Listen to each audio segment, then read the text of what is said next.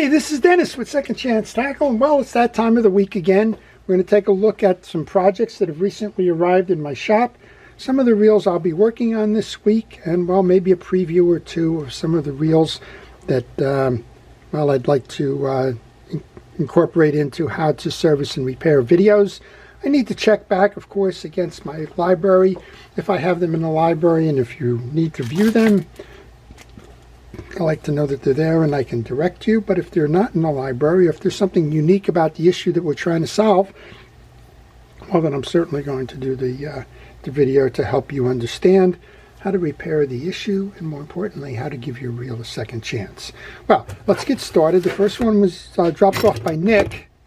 Nick is a mid-Atlantic fisherman. He has a 42-foot boat, beautiful boat. And he's got some trolling reels that he brought in, as well as some back bay fishing reels, and he asked me to tune them up. And the first one is actually the Senator. It's the Senator 114 HL. The H is for high speed, the L is for a metal spool, and this has got an aluminum analyzed spool. It's the 6.0 version of the reel, and it's a relatively later version of the ones made in the US. The early versions, and you'll see in a moment, the early versions had cross posts. This had a more solid double frame post, like a Jigmaster. And then they went to the ones that had the full half frame, and then they moved the production of these reels over to China. This one, he said he just stripped the reel off of the line off the reel, but other than that, it's in good condition. He just asked me to tune it up. I think that's to be said for all three. Well, here's the 4.0 version of that reel. This is the 113H. It's a 4.0 special Senator. I love the Senators. They have these engraved side plates to them, at least the ones made in the US at the time. He said this one's got a skip to it, and you can kind of see it. There's a skip going on there. Not sure what that's about. Sometimes it's just an over-tightened spool. Nope, there's something definitely wrong here. This is an earlier version of the reel. That's probably a bent spool from what I'm thinking. This one has the drag washers that you can change without taking the side plate off. You can see the big cap washer right here. If you remove the handle, the star adjuster, and the cap washer, the drag washers are under that. Chances are this is early enough as a Senator reel with that open access that it's got the asbestos drag washers in there. So you probably would want to change them out anyway. This spool is very, very tight. I don't know if there's line caught in there, but something is going on. We'll find out what that is. Maybe we'll do a video on why that one failed. The last one, he says, oh, it kind of uses it inshore more. This is a beautiful example of a made in Sweden Abu Ambassador. This is, I believe, the 5500 series. It looks like the decal is off of that. But the one little issue here is something that is common with this type of a spool release. This type of a spool release over time wears a little hole in the side case here. Now this one isn't terrible, but you can see that there's a gap here. So when you go to release, well, it's just not as efficient. And over time, that gap widens, and then it becomes a little bit more difficult to use in free spool. Right now, this one's working fine in free spool. We'll tune it up. Sometimes I've heard you can use a little bit of an epoxy patch. I'm not even sure that that's serious enough to go do that, but whenever you see that you've got a lot of movement in that little key, you know that there's wear there that shouldn't be there. We'll see what we can do with that. Well, the next box comes in, Dan. He's up in the San Francisco Bay area. He's up in San Mateo. And he's an individual that watches the channel a lot and also sends me reels every now and then for repair. Most of the time it seems that they're pen reels. So let's see if that's what we're following today. I think he fishes up in the San Francisco Bay area. And always fun to work on his reels, always fun to get them working. And yep, we have what appears to be a 710. Not quite sure, the badge is off. Sometimes you can read it on the spool, sometimes you can't. But the badges would be here. This is a second generation of the spin fishers. Just seeing if I can note a model on here. I can't. If you take the side plate off, you can. It feels like the 710. This one is what I'll call grease choked. It's hard to turn. It seems to be working otherwise. And this is almost identical to the original, which is the Penn Greenie. The Penn Greenie's changed over. This is the Z, so this would be the 710Z. One of our subscribers asked me the other day, what does Z stand for? Well, I don't know. I called the folks over at Mystic Parts who are very knowledgeable, have all kinds of information about Penn reel manufacture and that. They were right outside of Philadelphia. They were close to where the reels were made, and they didn't know. And so they just said, well, it's just a model designation, but it doesn't stand for anything. And I'm going to go with that until I hear otherwise. Nice reel. I think if we just pop this case real quick, we'll find two things. Find out what the reel is, and we'll probably see a lot of old grease or no grease inside. It's a single screw take apart. Yeah, just a lot of old grease.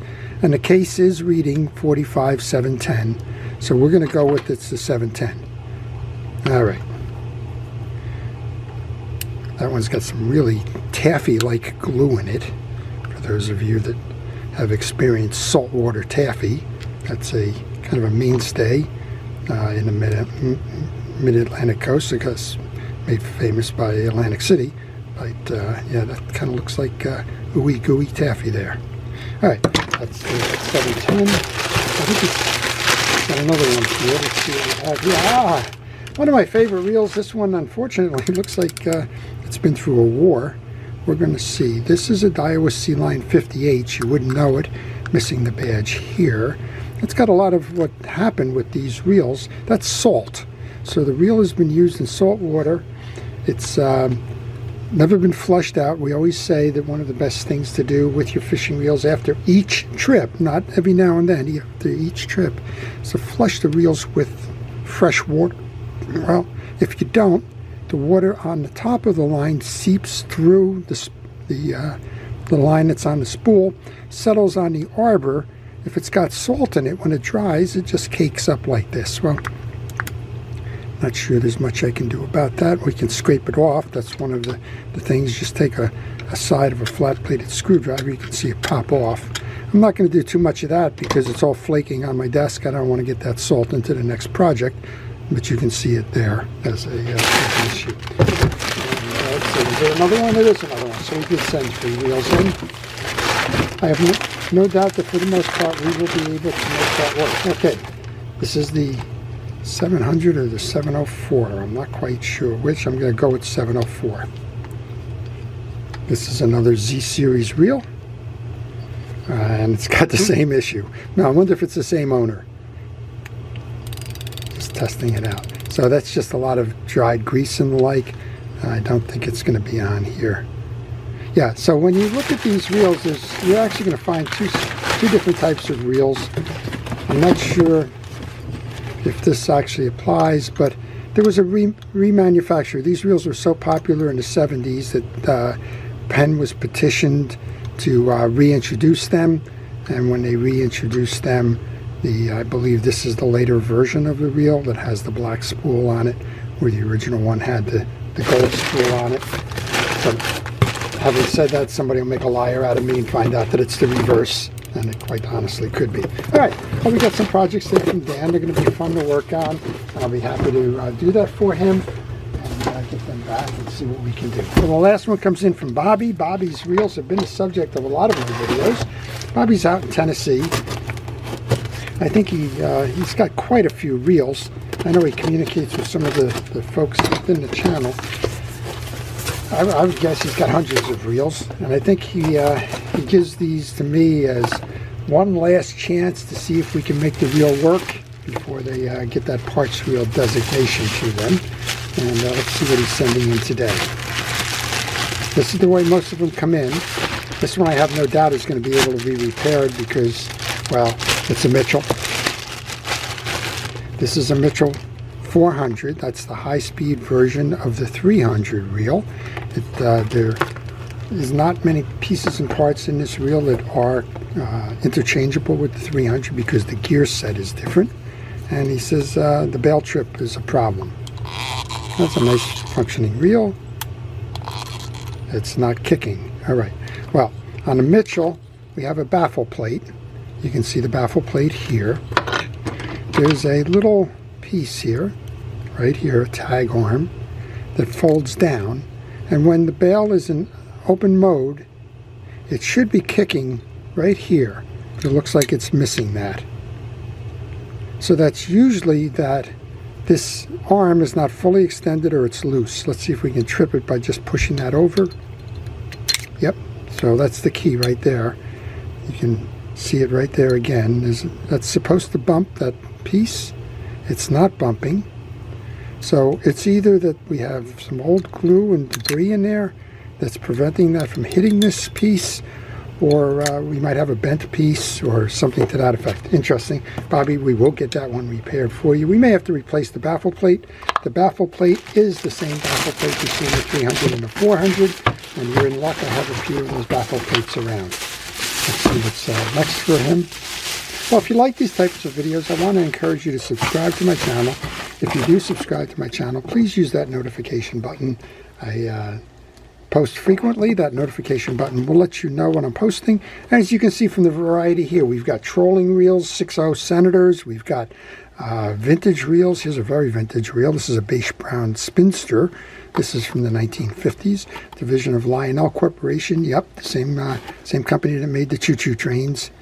And this one, well, it's bottoming out. We have no oscillation on this. You can see I can pull it up manually, but we're going to have to get underneath that, find out. There's probably a pin in there, I'm thinking, that holds that. And if it's a broken piece of part, it's a shame. I'm not going to find them. But if it's something as simple as a pin that had fallen loose or something, well, then Bobby is going to know. Let's see what this one is. You can see his collection is quite extensive and goes all over the place. Here's an Abu Garcia. And it says repair and service it. It's locked up. Well, as many of you know, failure is often a way to success. And a lot of times I like to do the videos on these to show you why a reel failed so that we can learn from it. Now this one's locked up. It sure is. Oh, we got the same issue here. We got something that's involved in no oscillation. But we'll do a video on this one, why this reel failed, and try and put it back together again to get them out there. Now, Bobby sent me this one a couple of months before. He tells me he now has the parts for this. This has a bottom button. It's a big old Zebco Boss Hog reel, and a Hog Seeker, I guess. And this button hasn't been working. And he tells me he has a replacement part for that. Wow. So as you can see, great variety there. I look forward to it. I think the variety is the fun part of this job. I get to work on all types of reels. I get to share that experience with you. I get to show you how to give these reels a second chance and, well, provide some entertainment, hopefully, along the way. Well, that's the preview. I hope you've enjoyed it. Before I leave, I want to thank our first responders and essential personnel for keeping us safe, for selecting the careers that they have as a life's devotion, and for keeping us out of harm's way. I also want to encourage you once more to subscribe if you like these types of videos, and if you do subscribe, please use that notification button. This is Dennis with Second Chance Tackle, wishing everybody a great day.